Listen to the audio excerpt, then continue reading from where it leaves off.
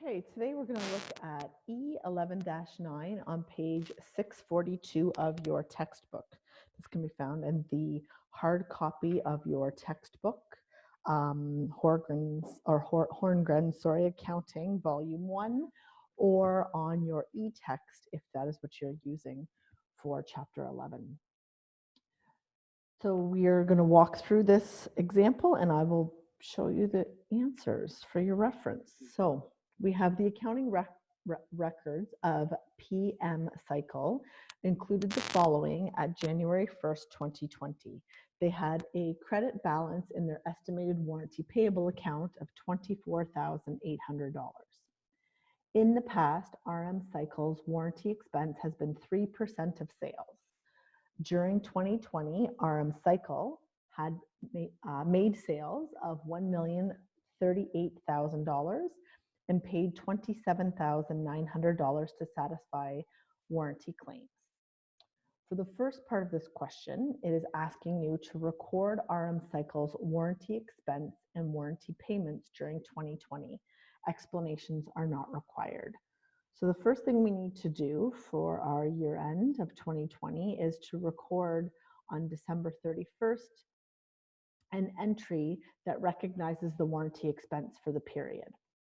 So we will debit our warranty expense account to recognize the expense in the period in which it was incurred. And we are going to credit our estimated warranty payable. We are setting up our payable or liability that we may need to draw from in future periods. So we will calculate that value to be $31,140, and that is 3% of sales. So up above here, we have in the question, it told us that we were to take 3% of sales. I will highlight that in red for you. And our sales during 2020 were $1,038,000.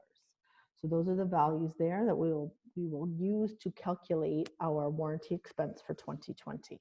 And that gives us $31,140. We aren't done here. We also have to recognize the amount of warranty claims that we've paid out in the year. So again, on December 31st, we're going to have an entry. We are going to draw from our estimated warranty payable account in the amount of $27,900, as mentioned up here in the question. It told us through the period $27,900. I will make that one green. And that is what we are recognizing here. So we are going to debit estimated warranty payable to remove that out of our payable account that we have set up. And we are going to credit our cash because that is the amount that we've paid. Again, that's $27,900. So the second part asks us, what balance of estimated warranty payable will RM Cycle report on its balance sheet at December 31st, 2020?